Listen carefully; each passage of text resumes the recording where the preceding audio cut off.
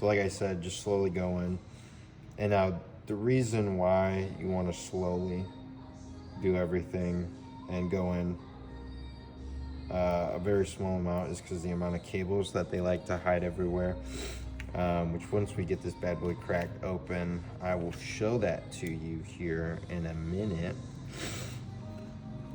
So you're just gonna go around the edges here. You know, try not to go in that deep. That's what she said.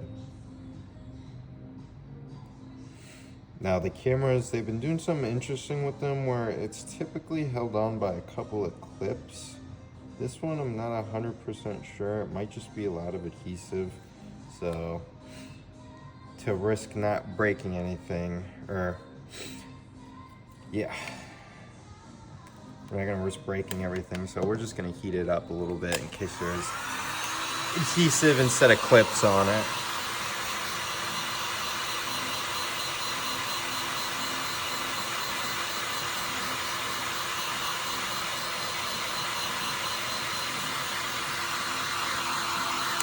As the age-old adage goes, if it's too hot for you, it's too hot for the phone. So you just kind of want to eyeball that.